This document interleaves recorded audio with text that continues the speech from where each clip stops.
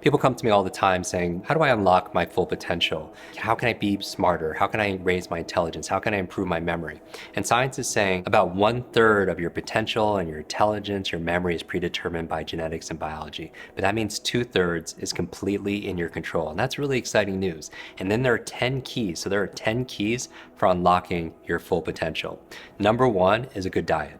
You are what you eat. Literally what you eat becomes you. So eat the best brain foods ever. Number two is killing ants. ANTS stands for automatic negative thoughts. Automatic negative thoughts. Because the truth is, yes, you are what you eat, but you are also your thoughts. And so you want to keep them positive, you want to keep them encouraging. There are studies that suggest that pessimists are more accurate, they're right more often, but optimists achieve a lot more. But when it comes to getting rid of negative thoughts, what I would tell people is this, is remember magic. Use your magic. Remember abracadabra? Abracadabra is all about transformational words. So if you have a negative self-talk and negative limiting belief, what I want you to do, 4 simple things. The A in abra says acknowledge. You acknowledge that. So maybe you say something like, oh, I'm just not smart enough or good enough. Acknowledge it, don't resist it. Because if you fight it, what you resist persists. So just acknowledge it. The B in ABRA stands for breath, because what you do is you breathe in, and when I'm breathing, I'm visualizing. We're talking about breath and visualization. I breathe in potential, I breathe in intelligence, I breathe in limitless, and I breathe into the place in my body, whether it's pain I'm suffering from or struggling with, or an idea in my mind, I breathe into that space. And then the R in ABRA is I release. I release. I release that negative thought, that automatic negative thought. I release that pain. I release limits out. And finally, the last A in ABRA stands for align. Align. I reset. I do zero base. Like, what's the opposite of what I was feeling? Or what's the opposite of what I was saying to myself? What's my true fullest potential? And I align more to my true nature.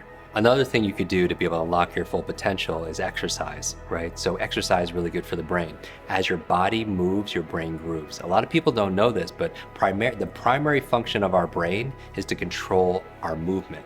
And here's what the latest science is saying is just, there's not only just a brain-body connection, there's a body-brain connection. The challenge is we're so sedentary all the time, right? We live in a very sedentary culture. They say sitting is the new smoking. And I encourage people to take brain breaks. The Pomodoro technique says that our focus, we can only maintain high focus for about 25 minutes. After that, there's a sharp decline. And so what I do is I set an alarm to go off every 25 to 30 minutes, maybe an hour tops. And then what I do is I take a little brain break, a 5-minute brain break to do 3 things. Number 1, I hydrate. Number 2, I do deep breathing. And the third thing I do is I move. As your body moves, your brain grooves.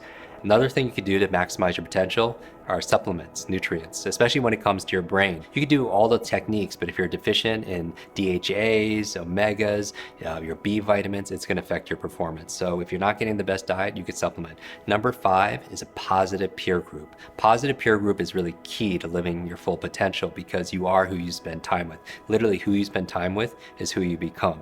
After that, I would say a clean environment. Clean environment's really good for your brain, for you living your fullest potential, because you know this, if you ever clean your desk or your laptop, don't you have more sharpness? Don't you have clarity of thought? So a clean environment is reflective of clarity of thought. Sleep. This is the next one. Number 7 is sleep. You need sleep, especially for your mental performance, for 2 reasons. Number 1 is where you consolidate short to long-term memory. That's really key. You need to consolidate short to long memory. That happens when you sleep. Number 2, though, is where you're cleaning out the plaque that leads to dementia and Alzheimer's. Actually, when you sleep is when you're actually doing that. And then the third reason, a bonus reason, is it's when you dream. When you're in that deep sleep and you're dreaming, we talked about the power of all the amazing dreams that you're having and be able to remember it. Yeah, make sure you're dreaming. The 8th key, another key to unlocking your full potential, is to protect your brain. What do I mean? Wear a helmet. Your brain, coming from somebody who's had many traumatic brain injuries, falling off roofs, headfirst into radiators, your brain is resilient, but it's also very fragile. So with you and your kids, avoid the extreme sports, wear a helmet, wear your seatbelt, all those things to protect your brain. The next key for unlocking your full mental potential is new learnings. Commit yourself to lifelong learnings. When studies done on neurogenesis and neuroplasticity, neurogenesis says, neuro meaning the brain, genesis meaning birth, you could give birth to new brain cells to the day you die. Neuroplasticity, this is really exciting, says that your brain is like plastic in a positive way, meaning it's very malleable, that having a new thought creates new connections. So commit yourself to lifelong learning, and what stimulates neurogenesis and neuroplasticity? Two things: novelty and nutrition. Novelty and nutrition. It's just like if you want to build your physical muscles. If you want to build a muscle, you give it novelty, you work it out, you give it exercise, and then you give it nutrients to feed it. Same thing with your mental muscles. Give it novelty, new things, and then give it the nutrients it needs to develop. And finally, the last key for unlocking your full mental potential is stress management.